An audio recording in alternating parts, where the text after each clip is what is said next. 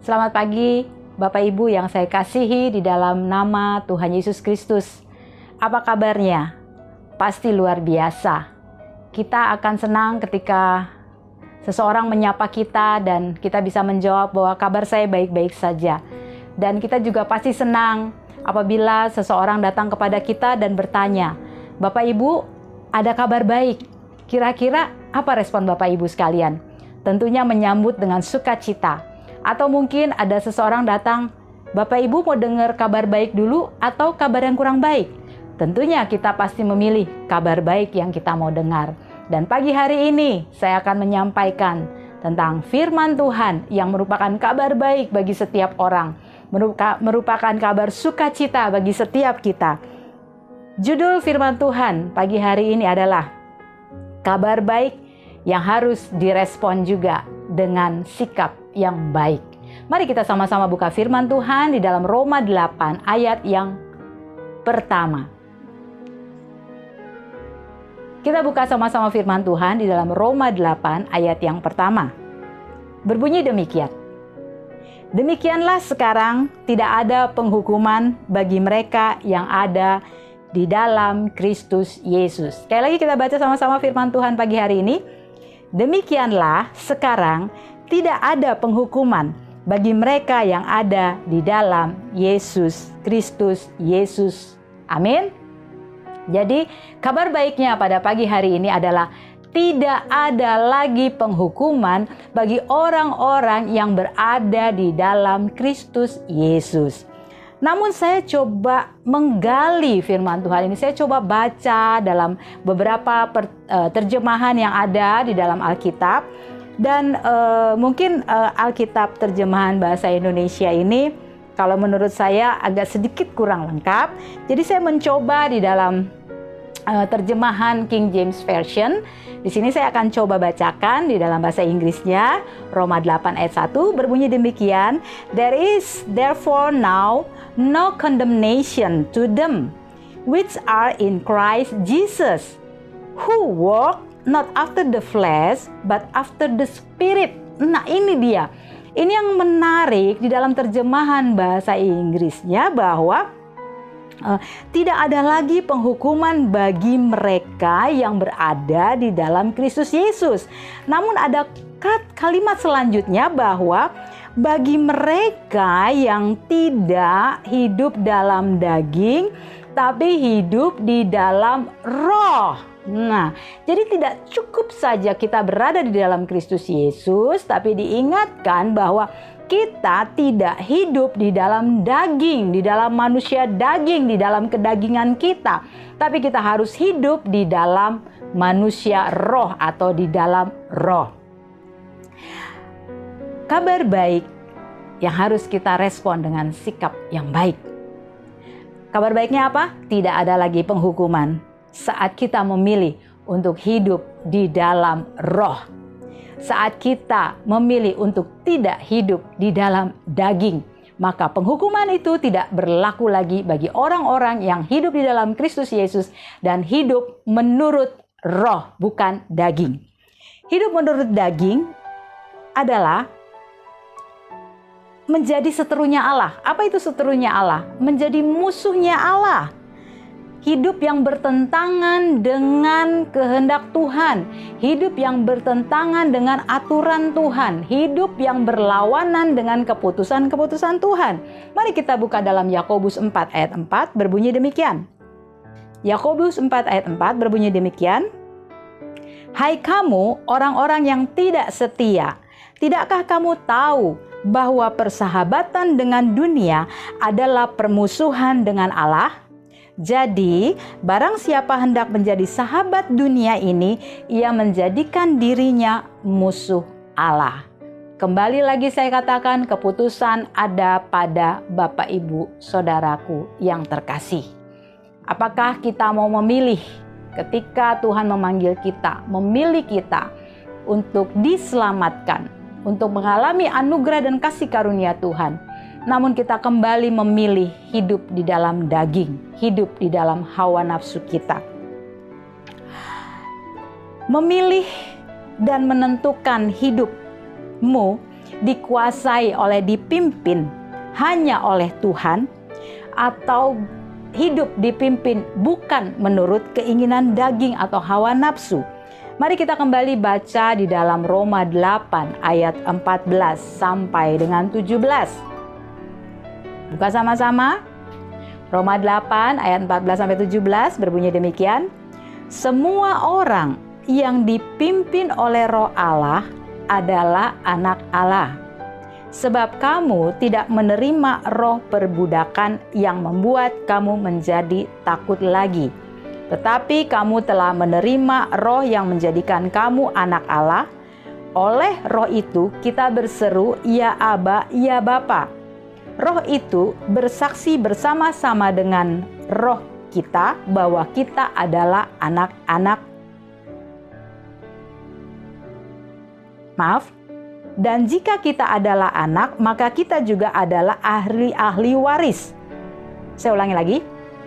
Di dalam Roma 8 ayat 16-nya, roh itu bersaksi bersama-sama dengan roh kita bahwa kita adalah anak-anak Allah.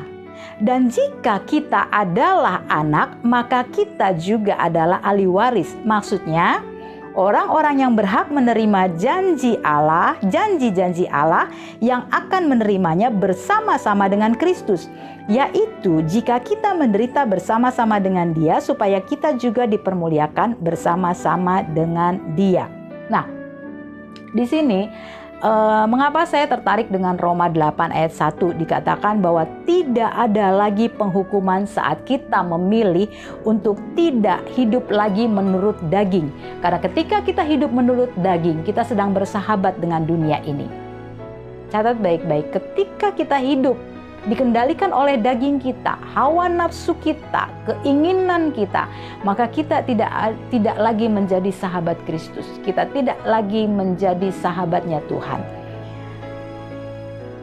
Keinginan daging itu apa? Tentunya kita bertanya, apa sih maksudnya keinginan daging? Mungkin sebagian kita berpikir keinginan daging itu bisa nggak diberikan penjelasan atau definisi yang bisa Bapak Ibu pahami secara sederhana.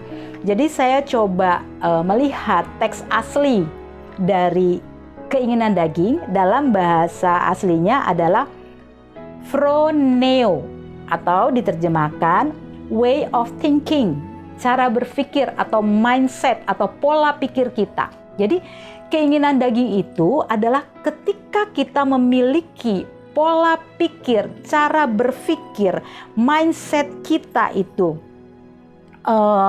Kemudian cara berpikir kita, kemudian kita memutuskan untuk ngikutin cara berpikir kita, ngikutin apa yang ada dalam pikiran kita. Itulah yang disebut keinginan daging. Atau sederhananya begini, hidup menurut daging pada dasarnya adalah hidup dengan cara berpikir yang tidak sesuai dengan cara berpikirnya roh.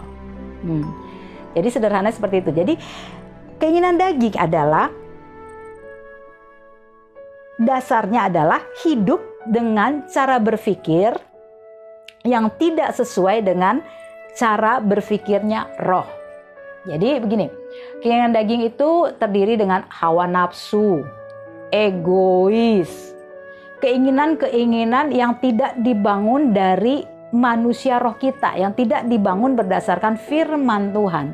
Karena hawa nafsu itu, keegoisan itu tidak ada di dalam diri anak-anak Tuhan yang hidupnya dikendalikan oleh manusia roh. Makanya kenapa dikatakan hanya orang-orang yang hidup berjalan menurut pimpinan roh itu yang tidak mengalami penghukuman. Jadi ada satu contoh begini loh Bapak Ibu. Kalau misalnya seseorang mengalami, orang itu sudah lahir baru, terima Yesus, kemudian tiba-tiba dia sakit, mengalami sakit yang menaun. Atau contoh lain, ada orang yang sudah bertobat, terima Yesus, mengasihi Tuhan dengan luar biasa. Tiba-tiba mungkin dalam perjalanan hidupnya dia mengalami keadaan kegoncangan ekonomi yang membuat dia hidupnya sepertinya terpuruk. Di sini kita jangan buru-buru mengambil keputusan bahwa orang itu belum bertobat sungguh-sungguh, atau mungkin orang itu belum mengasihi Tuhan dengan sungguh-sungguh. Kita nggak bisa mengambil keputusan seperti itu. Yang saya bisa bagikan di sini ketika saya merenungkan firman ini, dikatakan bahwa setiap orang yang berada di dalam Kristus Yesus tidak akan ada lagi yang namanya penghukuman. Dan ditambahkan dalam terjemahan bahasa Inggrisnya tadi bahwa orang yang tidak berjalan menurut keinginan daging tapi menurut keinginan roh, itu yang tidak akan mengalami penghukuman. Nah, kenapa? Pertanyaan saya tadi, apabila mungkin kita atau diri kita sendiri atau orang yang terdekat dengan kita mengalami hal-hal mungkin misalnya dia sudah terima Yesus, melayani Tuhan luar biasa, tiba-tiba dia mengalami sakit yang berkepanjangan, kok nggak sembuh-sembuh. Kita nggak bisa menghakimi dia, atau kita tidak bisa memutuskan bahwa mungkin hidupnya ada dosa, hidupnya ada tidak ada pengampunan dari Tuhan, tidak ada belas kasihan Tuhan. Kita nggak bisa ambil keputusan seperti itu. Jadi di sini saya coba melihat bahwa Tuhan tidak akan pernah menghukum kita. Itu kabar baiknya. Orang yang percaya Yesus tidak akan lagi mengalami penghukuman. Tapi kenapa Tuhan izinkan dia sakit, dia mengalami kekurangan, dia mengalami penderitaan, dia mengalami kesukaran?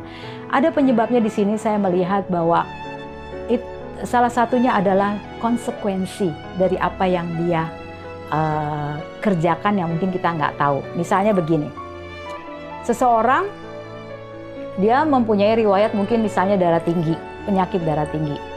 Sudah dilarang oleh dokter, jangan makan makanan daging, atau jangan banyak makan makanan yang berlemak.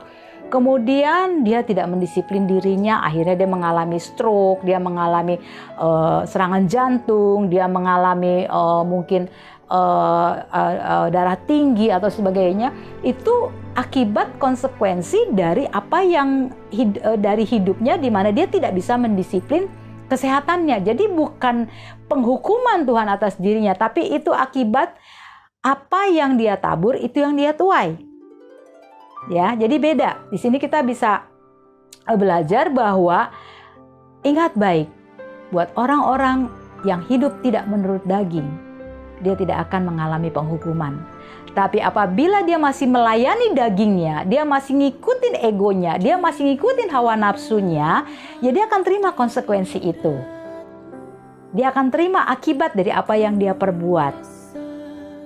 Baik, nah yang mau saya bagikan pada pagi hari ini Bapak Ibu, bahwa mari kita perhatikan baik-baik. Roma 8 ayat 1 mengatakan bahwa barang siapa yang hidup di dalam Kristus Yesus, dia tidak akan lagi mengalami penghukuman.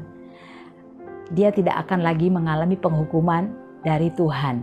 Kenapa? Mari kita sadari baik-baik Bapak Ibu.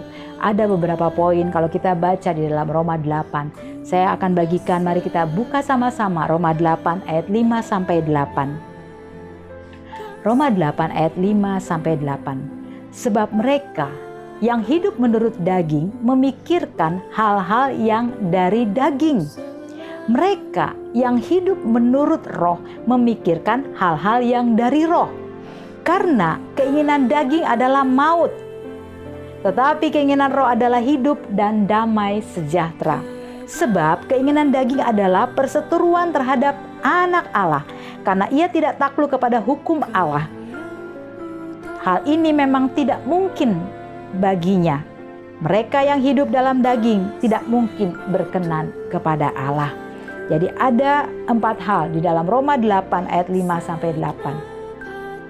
Kalau Roma 8 ayat 1 mengatakan bahwa bagi orang-orang yang hidup di dalam Kristus tidak akan lagi mengalami penghukuman. Dan bagi mereka yang tidak hidup di dalam daging tapi hidup di dalam pimpinan roh.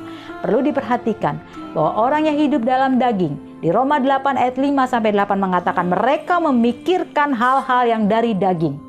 Di pikirannya hanya perkara-perkara daging, hawa nafsu, egoisnya mereka. Jadi mereka melakukan sesuatu karena ada ambisi pribadi. Mereka mungkin melayani Tuhan karena mereka ingin tampil, mereka ingin dibilang pelayanan luar biasa, tapi tidak melakukannya di dalam pimpinan Roh. Ketika kita melayani Tuhan, dipimpin oleh Roh, kita akan tahu siapa kita sebenarnya di hadapan Tuhan. Kita nggak mau menonjolkan diri kita, tapi Kristus yang kita tonjolkan di dalam pelayanan kita. Yesus yang dimuliakan dalam pelayanan kita, bukan hebatnya kita, bukan pandainya kita bercakap, bukan pandainya kita mengutarakan kata-kata yang manis, tapi semua yang kita lakukan itu keluar dari Roh kita dalam kerendahan hati kita. Ini bedanya. Kita pikirkan hal-hal yang mendatangkan kemuliaan nama Tuhan. Kita pikirkan hal-hal yang mendatangkan hanya nama Tuhan yang ditinggikan, bukan diri kita, bukan kepandaian kita. Itu yang kita kerjakan. Kemudian dalam Roma 8:5-8 dikatakan bahwa keinginan daging adalah maut. Ujungnya maut, ujungnya nggak enak. Ujungnya itu tidak mendatangkan kemuliaan Tuhan. Ujung-ujungnya itu tidak mempermuliakan nama Tuhan, tapi maut. Hal-hal yang tidak menyenangkan, hal-hal yang merugikan diri kita. Kemudian dikatakan keinginan daging adalah perseteruan dengan Allah. Keinginan daging isinya egois, keinginan daging isinya kesombongan, keinginan daging keangkuhan hidup. Itu isinya. Sehingga bukan hal-hal yang berkenan di hati Tuhan, bukan hal-hal yang menyenangkan hati Tuhan. Ini yang perlu kita pelajari, bahwa hanya orang-orang yang hidup di dalam Kristus, yang berjalan tidak menurut keinginan daging tapi keinginan Roh, itu yang tidak akan mengalami penghukuman dari Tuhan. Dan yang berikutnya Roma 8:5-8 dikatakan hidup dalam daging tidak mungkin berkenan kepada Allah. Hidup dalam daging tidak akan menyenangkan hati Tuhan. Memang susah, tapi kita percaya oleh anugerah Tuhan kita mampu untuk memilih hidup di dalam Roh, bukan di dalam daging. Supaya kita terhindar dari penghukuman Tuhan. Supaya kita terhindar dari setiap konsekuensi-konsekuensi yang kita pilih dengan keinginan hawa nafsu kita, akhirnya mencelakakan diri kita, merugikan diri kita sendiri. Mari Bapak Ibu sadari bahwa saat Tuhan menuliskan atau menyatakan pernyataan firman Tuhan ini, bahwa hidup di dalam Roh tidak akan lagi mengalami penghukuman. Apa yang Allah perbuat atas hidup kita? Yang Allah perbuat atas hidup kita adalah kita dipanggil, kita dijadikan dan dikasihi. Mari kita buka dalam 1 Petrus 2 ayat 9-10. Apa yang Allah perbuat sehingga Dia tidak lagi mau melakukan penghukumannya atas hidup kita, karena Dia sudah mengerjakan hal-hal baik dalam hidup kita. Dia ingin untuk kita menjadi milik yang dikasihinya. Dia ingin menjadikan kita pribadi yang luar biasa di dunia ini, sekalipun kita belum bertemu dengan Dia di sorga. Yang Allah perbuat dalam hidup kita, yang pertama, di dalam 1 Petrus 2 ayat 9-10 berbunyi demikian. Tetapi kamulah bangsa yang terpilih, imamat yang rajani, bangsa yang kudus, umat kepunyaan Allah sendiri, supaya kamu memberitakan perbuatan-perbuatan yang besar dari Dia, yang telah memanggil kamu keluar dari kegelapan kepada terangnya yang ajaib. Kamu yang dahulu bukan umat Allah, tetapi yang sekarang telah menjadi umat-Nya, yang dahulu tidak dikasihani, tetapi yang sekarang telah beroleh belas kasihan. Ini yang Tuhan ingin, supaya penghukuman itu tidak terjadi bagi orang-orang yang hidup di dalam Kristus Yesus, yang hidup tidak menurut keinginan daging tapi menurut keinginan Roh. Yang Tuhan perbuat atas hidup kita, yaitu yang pertama, Dia memilih kita dan Dia memanggil kita, Dia jadikan kita umat pilihannya, dan kita dikasihinya. Betapa luar biasanya perbuatan Tuhan dalam hidup kita. Dia tidak ingin melihat anak-anaknya mengalami penghukuman, sehingga Dia memanggil kita dari gelap kepada terangnya yang ajaib untuk melakukan perbuatan-perbuatan yang besar. Yang dulu kita tidak dikasihi, sekarang kita dikasihi. Yang dulu mungkin kita tidak dikenal oleh Allah, tapi kita kemudian dikenal oleh Allah. Itu yang pertama. Yang kedua, Yohanes 15 ayat 4-8. Yang Allah perbuat atas hidup kita supaya kita tidak mengalami penghukuman, supaya kita tidak memilih hidup di dalam daging. Yang kedua, Yohanes 15 ayat 4-8. tinggallah di dalam aku dan aku di dalam kamu. Sama seperti ranting tidak dapat berbuah dari dirinya sendiri kalau ia tidak tinggal pada pokok anggur. Demikian juga kamu tidak berbuah jikalau kamu tidak tinggal di dalam aku. Akulah pokok anggur dan kamulah ranting-rantingnya. Barang siapa tinggal di dalam aku dan aku di dalam dia, ia berbuah banyak. Sebab di luar aku kamu tidak dapat berbuat apa-apa. Barang siapa tidak tinggal di dalam aku, ia dibuang keluar seperti ranting dan menjadi kering. Kemudian dikumpulkan orang dan dicampakkan ke dalam api lalu dibakar. Jikalau kamu tinggal di dalam aku dan firman-Ku tinggal di dalam kamu, mintalah apa saja yang kamu kehendaki dan kamu akan menerimanya. Dalam hal inilah Bapa-Ku dipermuliakan, yaitu jika kamu berbuah banyak, dan dengan demikian kamu adalah murid-murid-Ku. Yang kedua, yang Allah perbuat atas hidupmu, supaya engkau tidak mengalami penghukuman, supaya engkau memilih tidak hidup di dalam daging, tapi hidup di dalam roh. Yang Allah perbuat yang kedua, mari tinggal di dalam Dia. Supaya kita apa? Memperoleh hak istimewa. Ingat baik-baik, yang kedua, ketika Tuhan menginginkan untuk kita tinggal di dalam Dia, supaya kita berbuah banyak. Dan tidak saja berbuah banyak, tapi kita memiliki hak istimewa. Bukankah itu hal yang spesial yang Tuhan berikan dalam hidup kita? Apakah kita masih ingin memilih untuk hidup kita dikendalikan oleh egois kita, oleh hawa nafsu kita, oleh kesombongan kita, oleh keangkuhan hidup kita? Karena kita merasa apa yang kita capai ini karena kerja keras saya, apa yang saya kerjakan karena saya berjuang. Apakah kita masih mau memilih hidup seperti itu? Sadarilah Bapak Ibu yang saya kasihi, bahwa kita telah dipilih, kita dipanggil, dijadikannya umat pilihan, dikasihinya. Kemudian Tuhan ingin kita tetap tinggal di dalam Dia. Supaya apa? Kita memiliki hak istimewa. Sehingga dalam Yohanes 15 tadi mengingatkan kepada kita, mintalah. Itu bukankah satu kesempatan yang luar biasa ketika kita memiliki hak istimewa? Minta saja. Ketika kita tinggal di dalam Dia, Tuhan berikan kita hak istimewa untuk kita mintalah. Maka kamu akan mendapatkan. Itu yang kedua. Yang ketiga, apa yang Tuhan perbuat di dalam hidup kita, supaya kita tidak mengalami penghukuman, supaya kita tidak memilih hidup menurut daging, tapi menurut roh. Yang ketiga, di dalam Lukas 8 ayat 21. Lukas 8 ayat 21 berbunyi demikian. Tetapi ia menjawab mereka, ibuku dan saudara-saudaraku, ialah mereka yang mendengarkan firman Allah dan melakukannya. Tetapi ia menjawab mereka, ibuku dan saudara-saudaraku, ialah mereka yang mendengarkan firman Allah dan melakukannya. Yang ketiga, yang Yesus perbuat atasmu adalah menjadi pelaku firman.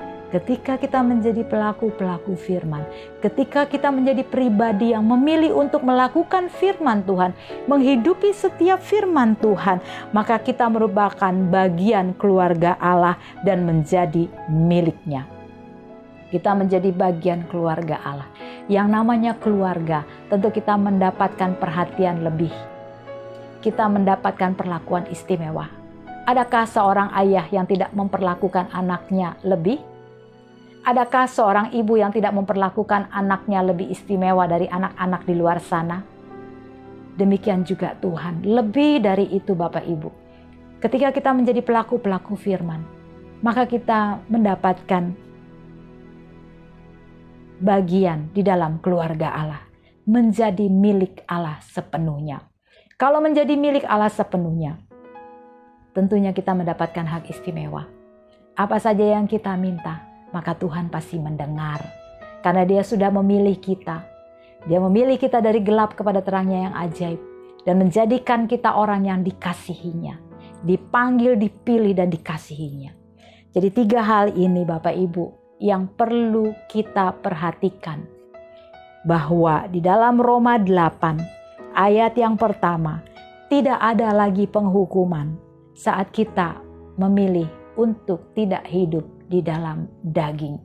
Karena Tuhan telah berbuat baik dalam hidup kita. Karena Tuhan telah memanggil kita dari gelap kepada terang-Nya yang ajaib. Karena Tuhan menginginkan kita untuk tinggal di dalam Dia supaya kita memperoleh hak istimewa, hak terhormat dari Tuhan. Dan yang Tuhan mau juga, ketika kita tinggal di dalam Dia, kita mau melakukan firman Tuhan, kita hidupi firman Tuhan, maka kita merupakan bagian dari keluarga Allah. Amin. Jadi jangan lagi memilih untuk hidup dalam daging. Tinggalkan hal sia-sia itu. Karena saat memilih hidup dalam daging, kita menjadi musuhnya Allah. Perseteruan dengan Allah. Dan tidak mempermuliakan nama Tuhan. Sadarilah Bapak Ibu, mulai sekarang ambil keputusan untuk memilih hidup di dalam roh, di dalam pimpinan anugerah dan kasih Tuhan. Amin. Mari Bapak Ibu, kita tutup Alkitab kita. Kita sama-sama tundukkan kepala, kita minta anugerah Tuhan pagi hari ini. Supaya mungkin pernah ada keputusan-keputusan yang salah, tindakan-tindakan yang salah dalam hidup kita. Tapi pagi hari ini Tuhan masih kasih kesempatan bahwa ada kabar baik, tidak ada lagi penghukuman bagi orang-orang yang memilih hidup di dalam roh. Mari kita tundukkan kepala.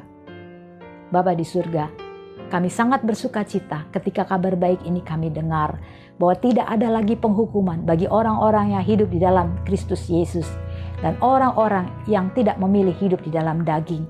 Tuhan, apabila ada di antara kami Tuhan yang mendengarkan firman-Mu pada pagi hari ini, masih berjalan di dalam dagingnya, masih memilih kehidupan daging, Tuhan kami mohon, kasih karunia-Mu, anugerah-Mu Tuhan, mengampuni mereka, membawa mereka kembali untuk memilih hidup di dalam manusia roh mereka, agar mereka menerima panggilan-Mu Tuhan, dikasihi Tuhan, menerima hak istimewa, dan juga menjadi bagian keluarga Allah. Tuhan, kami mau setiap kami yang mendengar firman Tuhan pada pagi hari ini, mendapatkan bagian yang luar biasa di dalam Engkau. Terima kasih Tuhan Yesus, kami bersyukur untuk minggu ini. Biarlah minggu ini menjadi minggu sukacita dalam hidup kami. Karena kami mengalami kehidupan yang tidak lagi mengalami penghukuman. Tapi mengalami berkat Allah, mengalami pertolongan Tuhan, mengalami pembelaan Tuhan, mengalami penyediaan Tuhan yang luar biasa. Karena Allah begitu mengasihi kami. Terpujilah Tuhan, inilah syukur kami pada hari ini. Di dalam nama Yesus Kristus Tuhan, kami berdoa dan mengucap syukur. Haleluya, amin. Tuhan Yesus berkati bagi umat-umat yang telah memilih untuk tidak hidup di dalam daging. Tuhan berkati.